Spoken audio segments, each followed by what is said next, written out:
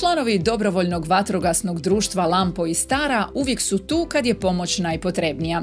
Spremni na sve izazove, ovi hrabri volonteri godišnje odrade popriličan broj intervencija, stavljajući tako sigurnost lokalne zajednice ispred svega. Lijepi pozdrav, dragi gledatelji. Ja sam Iva Pavletić-Crnić, a vi gledate novu epizodu televizije Tarvabriga, Torreabrega.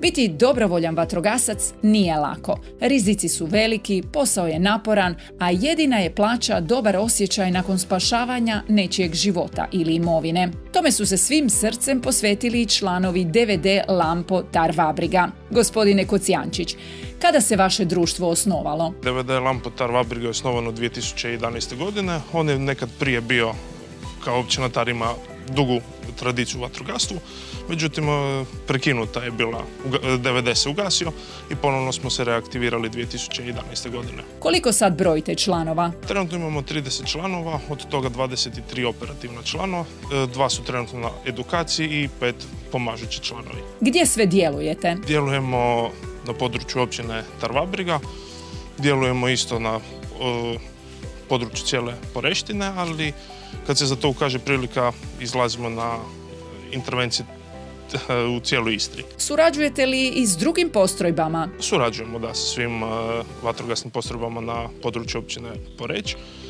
Prošle godine smo se sprijateljili sa talijanskim vatrogascima i njemačkim vatrogascima. Bili smo u posjetu u Italiji i u Njemačkoj. Požari, uklanjanja stabala, poplave. Kakav god da je razlog, članovi DVD-a Lampo su spremni, uskaču u svoja vozila i jure na intervenciju. Gospodine Roša, koliko puta godišnje intervenirate? Naš DVD u prosjeku ima oko 20 intervencija godišnje.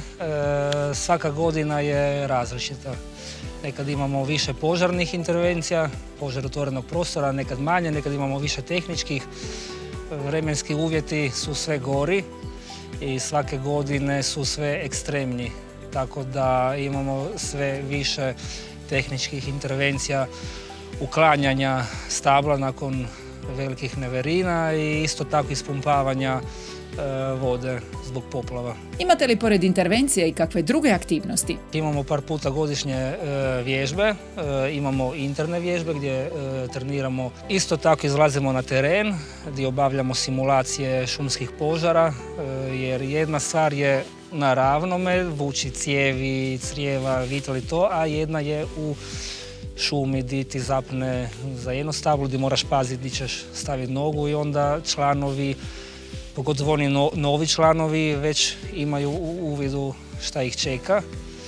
Isto tako imamo vježbe zajedno sa javnom vatrogasnom postrojbom Poreč, gdje simuliramo evakuaciju osnovne škole Tar i vrtić u Taru, tako da djeca iz vrtića znaju kako se trebaju ponašati i isto tako primamo posjete u našem DVD-u istih tih vrtića gdje im pokazujemo našu opremu i pokušavamo na neki način ih potaknuti možda jedan dan da postanu i oni vatrogasci. Kako ste sveukupno zadovoljni uvjetima?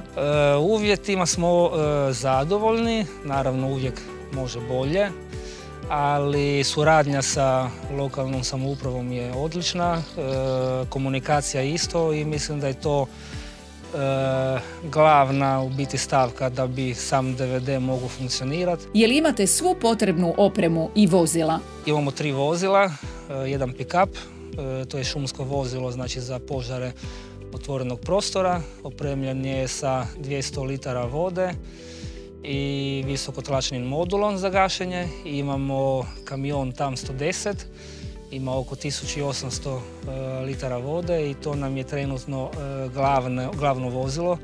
I imamo kombi vozilo za prijevoz vatrogasaca. Upravo je zbog toga izuzetno važno i da društvo ima dovoljan broj članova. Gospodine Kocijančić, kako ste zadovoljni brojem članova i kako vam se netko može priključiti? Relativno smo zadovoljni, naravno uvijek može bolje. Naravno, krajem svake godine su upisi za nove članove, te edukacije kreću krajem 2. početkom 3. mjeseca. Osim muškaraca, društvu se rado priključuje i nježni spol, a svi se odlično slažu na terenu i izvan njega, što doprinosi dobroj atmosferi. Ovoj ekipi možemo samo zahvaliti i potaknuti ih da i dalje nastave nesebično pomagati, kako bi stanovnici Tara i dalje mogli mirno spavati.